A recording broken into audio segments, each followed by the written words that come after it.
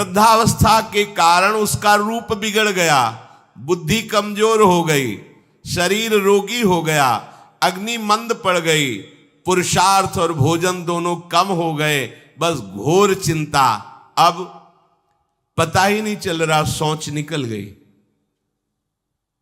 पड़ा है उसी गंदगी में। जब वो रो रो के कहता है ऐसा, तो पीटते हैं घर वाले, हमने देखा भी, पीटते हैं, पड़े पड़े हकता है, भरपूर भोजन नहीं देते, हगेगा कौन, फेंकेगा इसका, कैसी दुर्गति होती है। इसमें जो शब्द लिखा है, आस्तेव मत्योपन्यस्तम गृहपाल इवाहरन, गृहपाल कहते कुत्ते को, कुत्ते की भांति वो सबके अपमान सहता रहता है और रूखे सूखे टुकड़े खाकर जीवन निर्वाह करता है, फिर भी उसे भगवान की याद नहीं आती। मृत्यु का समय जब निकट आता है तो वायु उत्क्रमण से इसकी पुतलियां चढ़ जाती हैं, श्वास प्रश्वास की नलिकाओं में वायु आना जाना रुक जाता है, कफ भर जाता है। अब इसे श्वास लेने में भयानक कष्ट होता है, कंठ में घुरघुराहट, पर उसका मोह उन्हीं अपने बच्चे, परिवार, घर, शब्द, ये सब छूट जाएगा। बड़ी दुर्गति है। अंतिम समय क्या सोच रहा है, ये पत्नी छूट जाएगी, बेटे छूट जाए, और बेटों ने क्या उनके साथ व्यवहार किया, ये मोह है, ये मेरा कमाया हुआ मकान कैसे छोड़ सकता हूं, तो छिपकली बन के आना, इसी मकान में रेंगना। पक्का आपका अंतिम फाइनल आपका चिंतन होता है, आपका चिंतन वही बनेगा जो जीवन भर आपने किया, उसके परिणाम में बंधु बांधव आकर घेर लेते और मनाने लगते हैं कि अब जल्दी मर जाए, भगवान उठा लें इसे। मृत्यु पाश के वशीभूत महान कष्ट को भोगता हुआ अपने परिवार का चिंतन करता है। वो मूड ये भी नहीं सोच पा रहा कि अगर अंतिम समय कृष्ण बोल दूं, राधा बोल दूं तो काम बन जाए। कुटुंब का भरण पोषण और मोह में लगा हुआ यमराज के दूत आते हैं, मार मार के उसके प्राणों को खींचते हैं। वो तो मार वही जानता है जिस पे पड़ती है, पर सोचता कौन है, विवेक है नहीं, इसलिए सोच काम नहीं करती। भयंकर रोष युक्त नेत्र वाले, जिनके देखने से पेशाब छूट जाए, तभी तो आप देखो मरने वाले का शौच और लघु शंका सब छूट जाती है, देखने मात्र से, इतने वो भयानक है। वो देखकर भय के कारण मलमूत्र त्याग कर देता है। सा दृष्ट्वा त्रस्त हृदय स्रकन मूत्रम विमुंचति, इतना भयावह स्वरूप होता है उनकी घुड़क, और उनकी मार की टट्टी पेशाब सब छोड़ देता है। यमदूत उसे भयंकर यातना देते हुए प्राण खींचते हैं। अब ये तो वही जानता है जिसके खींचते हैं। बाहर वाले सब घेरे बैठे हैं, कोई एक बार भी नाम नहीं बोला। अगर एक बार बोल देता राधा तो भाग जाते यमदूत और वो बच जाता। पर यह सौभाग्य तो जिसने जीवन में धर्म किया है, कहीं ना कहीं भगवद आश्रय लिया, उसको ये मिलता है। जैसे कोई घोर अपराधी को सिपाही बांधकर ले जाते हैं, उसी प्रकार रस्सी में बांधकर बलात् उसको यमलोक की लंबी यात्रा कराती है। रास्ते में पिटाई, घुड़कियां, उसे प्यास लगती, पानी नहीं दिया जाता, तपती हुई भूमि पर चलाया जाता है। कुत्ते नोचते हैं, व्याकुल हो उठता है। भूख प्यास उसे बेचैन कर दी, पर यहां किसी की भूख नहीं मिटाई तो तुम्हें रास्ते में भोजन नहीं मिलेगा। यहां कभी किसी को पानी नहीं पिलाया तो एक बूंद पानी नहीं मिलेगा तुम्हें। ये कर्म भूमि है। दावानल जैसी दहकती हुई भूमि पर उसे चलाया जाता है। तप्त बालुका में मार्ग में जब एक पग भी आगे बढ़ने की सामर्थ्य नहीं होती, मूर्छा जाती है, मार मार के उसे चेतना में लाते हैं यमदूत, फिर घसीटते हैं। महान दुख में अंधेरे मार्ग से अत्यंत क्रूर यमदूत उसे यमपुरी को ले जाते हैं। कितना मार्ग? 99,000 योजन मृत्यु लोक से। यह ऐसे नहीं कि कोई गप लिखी हुई है, नहीं नहीं। अब जैसे तिहाड़ जेल है, अब जानते ही नहीं तो क्या जानोगे, कहां तिहाड़ जेल, जाओ देखो जाके। आजीवन कारावास, कैसे बड़े कठोर कठोर, जैसा अपराधी वैसा दंड विधान। यहां थोड़ी दया है क्योंकि हृदय है, वहां हृदय नहीं है। वहां हृदयहीन शासक तुम्हारे पीछे लगाए जाएंगे। हृदय ही नहीं है, बस एक एक कर्म का हिसाब। जो हमने पढ़ा था पहली बार तो होश उड़ गए थे। जो यहां दूसरे का मांस खाते हैं ना, कोल्हू में पेरे जाते हैं। कोल्हू जैसे गन्ना नहीं पेरा जाता, लगा दिया कोल्हू में पेरे जा रहे। मरना है नहीं, सोचो कितना कष्ट। फिर इसके बाद समसी से मांस नोच कर उसे खवाया जाता। होश में हो जाओ। 99,000 योजन का मृत्यु लोक से यमलोक का मार्ग है, लिखा हो 99,000 योजनानाम सहस्राणी नवतिम नवचाध्वनः त्रिभिर्मुहूर्तैर्द्वाभ्याम वा नीतः प्राप्नोति यातनः। एक योजन का मतलब 4 कोश, 99,000 योजन।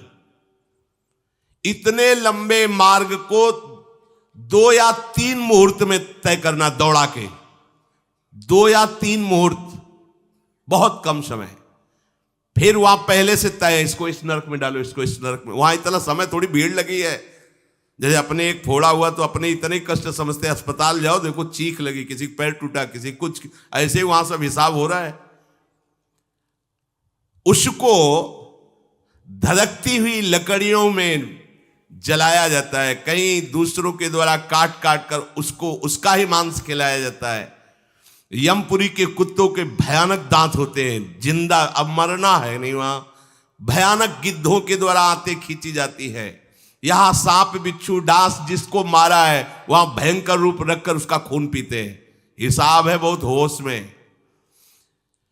यहां तुम किसी के शरीर को काट दो तो मर जाएगा, वहां ऐसा नहीं होता। वहां बार बार काटा जाएगा, मरोगे नहीं, पीड़ा वैसे ही होगी।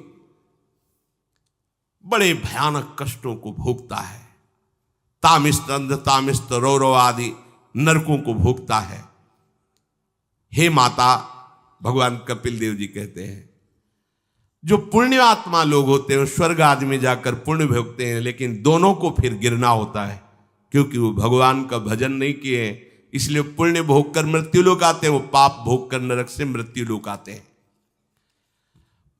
माता जब उनके भोग संपन्न होते हैं नरक आदि के, अब वो जन्म लेते हैं। फिर यहां ध्यान से सुनना, जब जीव को मनुष्य शरीर में जन्म लेना होता है तो प्रकृति में वर्षा के साथ आता है। प्रकृति में वर्षा के साथ आया और फसल में मूली गाजर गेहूं अन्न, इनमें वो जीव प्रवेश करता है और उसे माता पिता दोनों पाते हैं।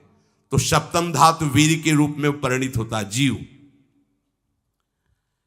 वो वीर कण के रूप में माता के उदर में जब प्रवेश करता है तो एक रात्रि में मां का और पिता का, दोनों का वो जो वीर मिलता है, उस रज और वीर के मिलने से एक कलल सा बनता है। 5 रात्रि व्यतीत होने के बाद एक बुदबुदा सा बनता है। 10 रात्रि व्यतीत होने के बाद एक बेर की सी आकृति होती है। फिर उसके बाद उसमें धीरे धीरे मांसपेशियां बढ़ने लगती हैं। 1 महीने में उसके सिर निकल आता है। 2 महीने में हाथ पांव अंगों का विभाग होता है। 3रे महीने में नख रोम अस्थि चर्म स्त्री पुरुष के चिन्ह प्रकट हो जाते हैं। 4 महीने में मांसादि 7 धातुएं प्रकट हो जाती है। 5वें महीने में चेतना जागृत हो जाती है। जैसे अपने चेतना, ऐसे 5वें महीने में गर्भस्थ शिशु की चेतना जागृत हो गई। जीव है पर चेतना 5 महीने बाद मां के गर्भ में जागृत। अब उसे भूख लगती है, प्यास लगती है, वहां की तापमयी जलन पीड़ा, छोटे छोटे कीड़ों के द्वारा काटना। 6ठे मास में झिल्ली से लपटा हुआ मां की दाहिनी कोख में कीड़े की तरह तड़पता है। उस समय माता को कड़वे और खट्टे पानी की लालसा होती है, जिससे उसके अंगों में जाकर भयंकर जलन होती है। यह है भोग। वो कृमि कीड़े की तरह तड़पता है। मलमूत्र के गड्ढे में बीच में झिल्ली में बंधा हुआ वो जीवात्मा सुकुमार तो होता है, वहां के कीड़े उसे नोचते हैं छोटे छोटे, वो तड़पता है। माता प्रसन्न होती कि जब बच्चा हिलता है, बोले है उसकी दुर्गति हो रही, वहां भयंकर कष्ट पा रहा है। ऐसा क्लेश होता है कि क्षण क्षण में बेहोश होता रहता है।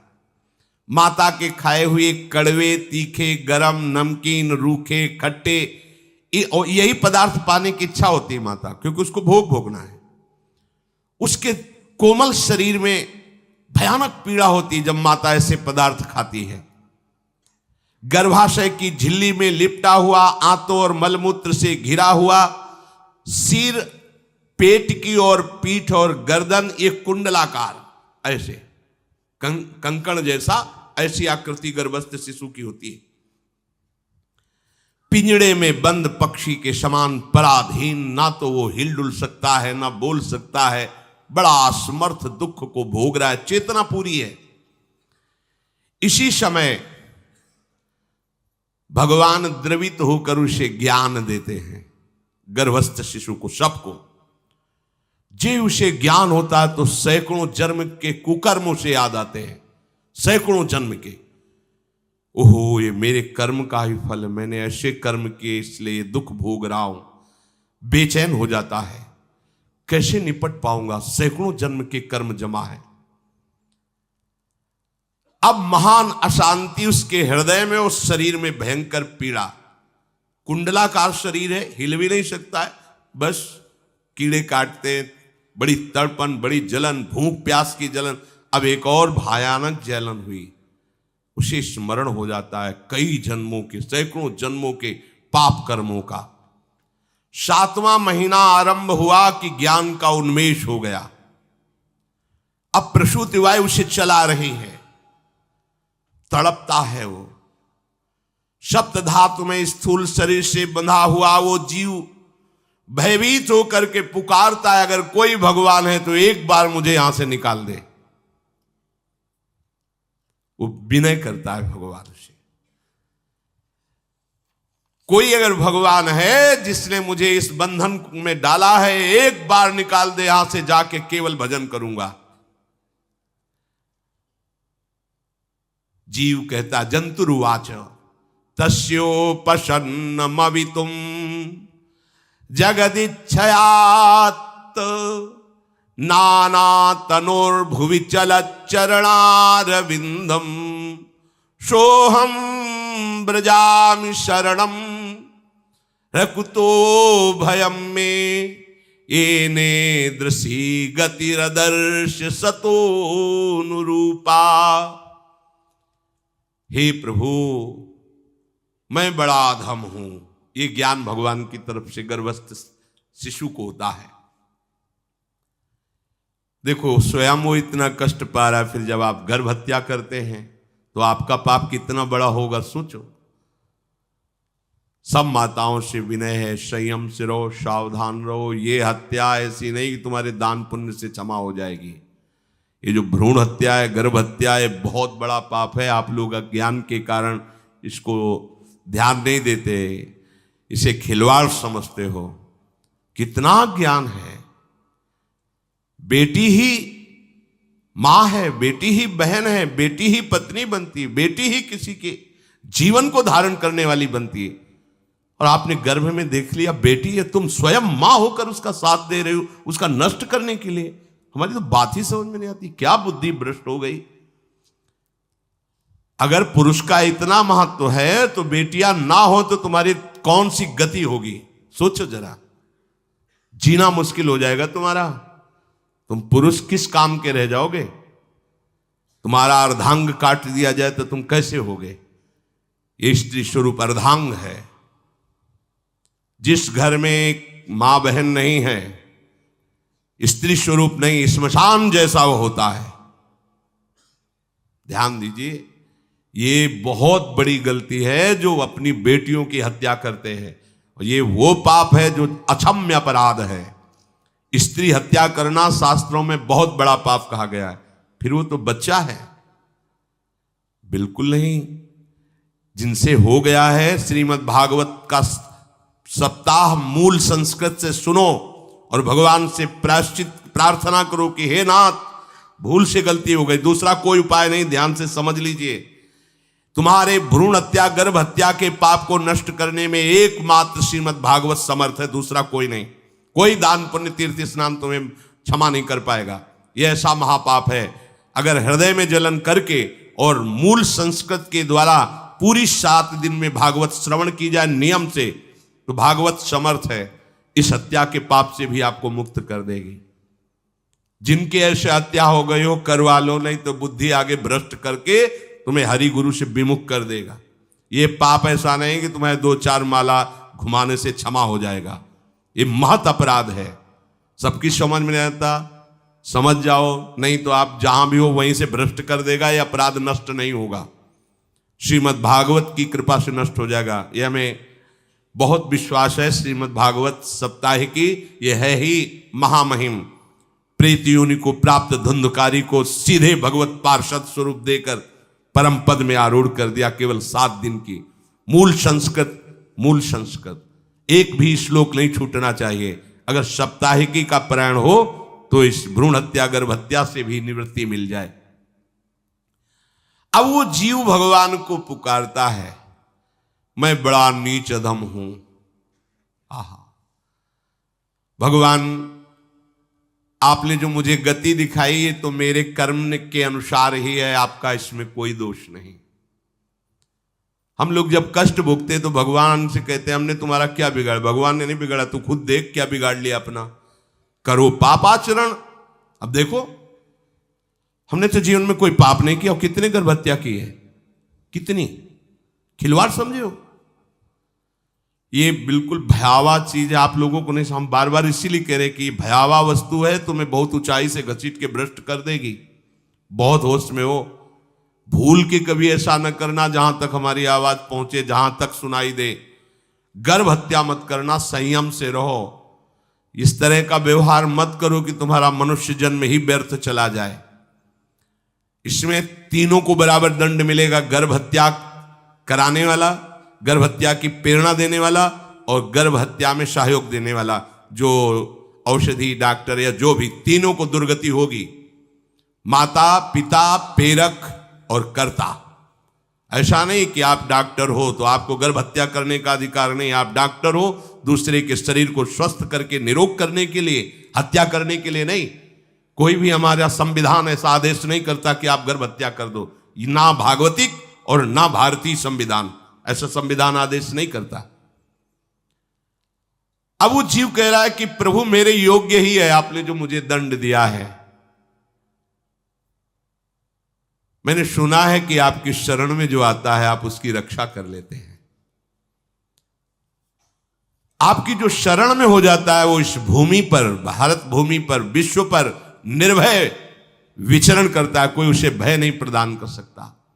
प्रभु, मैं इस माता के उदर में माया का रहस्य न जानने के कारण ऐसे कर्म किए कि मैं आ गया हूं। बहुत दुख पा रहा हूं। हे निर्विकार अखंड बोध स्वरूप परमात्मा, मैं बार बार नमस्कार करता हूं। प्रभु, मेरे ऊपर कृपा कर दो। एक बार इस गर्भ से निकाल दो। मैं यहां से बाहर जाकर आपका निरंतर भजन करूंगा। ये वादा करके आए हम प्रभु से सब। प्रभु ने करुणा करके हमें चांस दिया है मनुष्य शरीर। प्रभु, मैं बहुत जन्मों से इस समय स्मृति आ रही, देख रहा हूं कर्मों में भटकता रहा आपसे विमुख होकर के। ये जो मुझे अभी ज्ञान हो रहा है केवल आपकी कृपा से तत्कालिक है। तत्कालिक, एक तत्कालिक वैराग्य होता है। जैसे कथा सुनियो, मन में आया कि अब तो भजन ही करना है। ये तत्कालिक है, स्थायी नहीं है। इसे स्थायी बनाओ। प्रभु, आप अंतर्यामी हो, आप सब कुछ जान रहे हो। तीनों तापों की शांति के लिए भक्तजन आपका भजन करते हैं।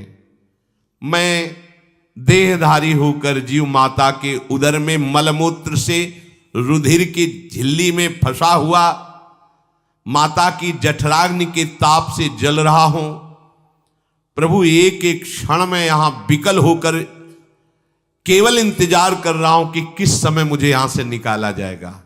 दीन बंधु, यहां से कब मैं निकलूंगा। स्वामिन, आप बड़े दयालु हो, आप जैसे उदार प्रभु ने मुझ गर्भस्थ शिशु को ये ज्ञान दिया। हे दीनबंधु, आप अपनी कृपा से प्रसन्न हो जाइए। प्रभु एक बार निकाल दीजिए, मैं ऐसा भजन करूंगा कि दोबारा संसार के दुख में नहीं आऊंगा। कपिल भगवान कहते हैं, हे माता, वो गर्भस्थ बालक शिशु भगवान से प्रार्थना करता है, भगवान का आदेश होता है, तत्काल प्रसव वायु धक्का मारती है। जे ही प्रसव वायु धक्का मारती तो उसको ऐसा भयंकर कष्ट होता है, जैसा पीछे लिखा है कि जैसे जिंदा किसी की चमड़ी उतारी जाए, ऐसा मां के गर्भ से निकलते समय उसे कष्ट होता है। वो अत्यंत कष्ट से व्याकुल होता है। उसी समय उसका वो ज्ञान नष्ट हो जाता है जो भगवान ने दिया था। उस समय उसकी श्वास की गति रुक जाती, जैसे किसी का गला दबा दिया जाए तो कैसा लगेगा। ऐसे ही पूरी की पूरी भागवती की स्मृति नष्ट हो गई। होश आया तब देखा कि वो बाहर पड़ा हुआ है, माता के उस मलमूत्र में सना हुआ बिष्ठे की कीड़े की तरह। गर्भवास में जो दिव्य ज्ञान प्रकट हुआ था भगवान की कृपा से, वो सब नष्ट हो गया। भूमि परत भा ढाबर पानी, तिम जीवे माया लपटानी। चेतन आई तो रोने लगा। वो ज्ञान कहां गया? वो ज्ञानदाता कहां गया? वो कहता कहां कहां? बोले थाली बजाओ, बच्चा हुआ है। और वो तो रो रहा है कि कहां, वो ज्ञान कहां गया जिसके बल से मैं कह रहा था कि बाहर निकाल दो, मैं आपका भजन करूंगा। सब खत्म ज्ञान। जो लोग उसका अभिप्राय नहीं समझते, वो उत्सव मनाते हैं। बालक हुआ है, वो रो रहा है, वो कहां गया ज्ञान? कहां कहां कहां? छोटा बालक यही रोक कहता कहां? अभी जो ज्ञान उत्पन्न हुआ था, जो अभी भगवान का बोध हुआ था, वो कहां गया? कहां गया? घर परिवार के लोग उसका पालन पोषण करते रहते हैं, उसमें कोई निषेध करने की शक्ति नहीं हो रही। मच्छर काट रहा है, दुख हो रहा है, हटा नहीं सकता बालक। उस जीव को शिशु अवस्था में जब कपड़ों पे लिपेट कर ऐसे लिटाया जाता है तो इतना कोमल त्वचा होती कि कपड़े भी उसको, जैसे खुजलाहट है, पीड़ा है या जलन है, बिल्कुल कोमल त्वचा होती, कुछ नहीं कर सकता हो, बस रो सकता है। ना खुजलाने की, ना करवट बदलने की, ना उठने की कोई सामर्थ्य नहीं। बड़ा कष्ट पाता है बाल्यावस्था में, क्योंकि त्वचा बड़ी कोमल होती, दास मच्छर आदि जीव उसको काटते हैं। गर्भावस्था का कोई ज्ञान नहीं रहा, सिर्फ रोना ही रोना रह रहा। इस प्रकार उसकी बाल्यावस्था कटी, कौमार अवस्था आई, पौगंड अवस्था, इनमें वो खिलवाड़ में फंस गया। जैसे जैसे बड़ा होता जाता, चेतना, गुनगुना, ये कार, ये प्लास्टिक के ऐसे, उनमें मगन है। देखो ना छोटे बच्चों को, अज्ञानवश इसकी ये अवस्था कट गई। बड़े भाग्यशाली ऐसे भी बच्चे हैं जो तुतला के बोलते, उनकी मैया कहती राधा बोलो, राधा। देखो ये सौभाग्य, प्रणाम है उन माताओं को जो अपने बच्चों को भगवान नाम बुलाती हैं कि आप बोलो, श्री हरिवंश बोलो, राधे राधे बोलो। धीरे धीरे उसकी युवावस्था पहुंची। इस समय उसके अंदर एक भूत सवार होता है। जवानी का भूत है, ये सबके सवार होता है। अगर मंत्र चल रहा है तो भूत नहीं चढ़ेगा, नाम चल रहा है तो भूत नहीं चढ़ेगा, नहीं तो भूत चढ़ जाता है। ये कुछ भी करवा सकता है भूत, भूत ही तो है ना। वैसे ही पंचभूत लिपट गए, ये ऊपर से जवानी का और भूत सवार हुआ तो जौवन ज्वर के ही नहीं बलकावा। जवानी में कोई भी ऐसा अपराध नहीं जो हो ना जाए। बड़ा भयानक इसमें स्वरूप होता है। इसमें केवल भोग, केवल भोग, एक ही दृष्टि रहती है, भोग भोगना। अज्ञानवश जब भोगों की प्राप्ति में बाधा पड़ती तो भयंकर वो क्रोध करता है, शोकाकुल होकर हिंसा कर बैठता है। जैसी घटनाएं सुनने को मिलती हैं, राक्षसी घटनाएं, ये भूत है जवानी का। जहां कामना में बाधा पहुंची, क्रोध, क्रोध में वो समझ नहीं पाता कि मेरे जैसा ही प्रिय शरीर उसका है जो मैं वर्ताव कर रहा हूं। जैसे जैसे देह बढ़ता जाता है, पुष्ट होता जाता है, वैसे वैसे भोग वासना और अभिमान बढ़ता जाता है। वो काम परवश होकर अपना नाश करना शुरू कर देता है। यौवन, वो फिर खोटी बुद्धि वाला वैसे ही पाप करने लगता है जिन पापों के कारण उसकी दुर्गति हुई थी, नरक आदि की, और मां के गर्भ में आया था।